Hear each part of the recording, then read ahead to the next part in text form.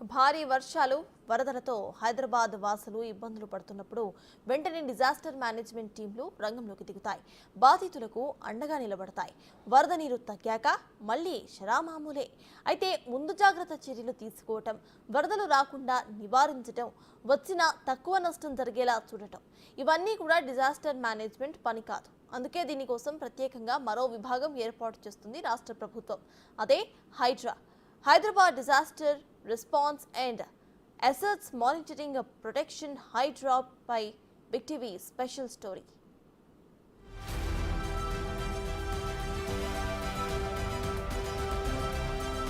హైదరాబాద్లో విపత్తుల నిర్వహణకు హైడ్రా.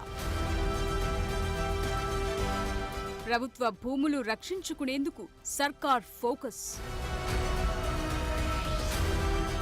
ఔటర్ రింగ్ రోడ్ వరకు సేవల విస్తరణ. సీఎం రేవంత్ రెడ్డి కీలక ఆదేశాలు. హైదరాబాద్ మహానగరంలో విపత్తుల నిర్వహణపై సీఎం రేవంత్ రెడ్డి అధికారులకు కీలక ఆదేశాలు జారీ చేశారు. ప్రస్తుతమున్న విపత్తుల నిర్వహణ స్థానంలో disaster response and assets monitoring protection HYDRAA అనే ప్రత్యేక విభాగం ఏర్పాటు చేయాలని స్పష్టం చేశారు. ఔటర్ రింగ్ రోడ్ వరకు వీటి సేవల్ని విస్తరించాలని సూచించారు. గ్రేటర్ చుట్టుపక్కల ప్రభుత్వానికి చెందిన ఖరీదైన భూములు, విలువైన ఆస్తులున్నాయి.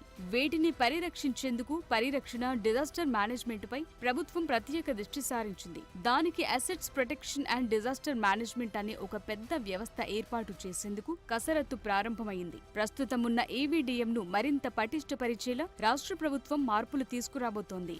గ్రేటర్ వరకే కాకుండా ఔటర్ రింగ్ రోడ్ వరకు పరిపాలనను విస్తరించేలా కార్యాచరణను సిద్ధం చేస్తోంది. జీహెచ్ఎంసీ పరిధిలో ప్రస్తుతం పనిచేస్తున్న ఏవీడీఎంను హెచ్ఎండీఏ వరకు విస్తరించాలని ప్రభుత్వం భావిస్తోంది. డిజాస్టర్ సమయంలో ఈ విభాగం గ్రేటర్లోని 150 డివిజన్లకు మాత్రమే సహాయ చర్యలు చేపడుతోంది. అయితే నగరం 7 జిల్లాలు, 70 మండలాలు, 1032 గ్రామాల వరకు విస్తరించింది. ఈ నేపథ్యంలో డిజాస్టర్ మేనేజ్మెంట్ గ్రేటర్కే పరిమితం కావడంతో మిగతా ప్రాంతాలు నిర్లక్ష్యానికి గురవుతున్నాయని స్థానికుల నుంచి విమర్శలు వెల్లువెత్తుతున్నాయి. ముఖ్యంగా నగరం మరింత విస్తరిస్తున్న క్రమంలో స్థిరాస్తి రంగం అభివృద్ధి, భూములకు విలువ పెరగటంతో అదే స్థాయిలో ప్రభుత్వ భూములు, చెరువులు, ఇతర ఆస్తులు ఆక్రమణలకు గురవుతున్నట్టు ప్రభుత్వం గుర్తించింది. దీంతో వాటి పరిరక్షణకు ఎన్ఫోర్స్మెంట్ విభాగాన్ని మరింత బలోపేతం చేయబోతోంది. ఏవీడీఎం, డిఆర్ఎఫ్ వ్యవస్థను Hyderabad disaster response and assets monitoring protection గా మార్చాలని యోచిస్తోంది. నగరంలోని ఔటర్ రింగ్ రోడ్ వద్ద 920 చెరువులున్నాయి. వాటిలో 282 కుంటలు, 209 చెరువులు పాక్షికంగా ఆక్రమణలకు గురైనట్టు ఇటీవల ప్రభుత్వం గుర్తించింది. వీటితో పాటు అనేక ప్రభుత్వ ఆస్తులు కబ్జాల పాలయ్యాయి. ఈ పరిస్థితుల్లో ప్రభుత్వ భూములను కాపాడటం కోసం అసెట్ ప్రొటెక్షన్ ను సర్కార్ ఏర్పాటు చేస్తోంది. ముఖ్యమంత్రి రేవంత్ రెడ్డి ఆదేశాలతో హైదరాబాద్లో ఏర్పాటు కానున్న ఈ విభాగాన్ని ముఖ్యమంత్రి స్వయంగా పర్యవేక్షించనున్నట్లు తెలుస్తోంది. ఇందుకోసం ఐజీ స్థాయి అధికారి ఏవి రంగనాథ్ ను రంగంలోకి దింపింది. కమిషనర్ హోదాలో ఏవీడీఎం డైరెక్టర్ గా ఆయనకు బాధ్యతలు అప్పగించింది. రంగనాథ్ బాధ్యతలు స్వీకరించి 24 గంటలు గడవకముందే జూబ్లీహిల్స్ లోటస్ పాండ్ లోని కోట్లాది రూపాయల విలువైన పార్కు స్థలాన్ని ఓ వ్యాపారి ఆక్రమించకుండా పరిరక్షించారు. పార్కు స్థలాన్ని యథావిధిగా ఉంచాలని అధికారులను ఆదేశించగా ఆ వ్యాపారికి నోటీసులు జారీ చేశారు.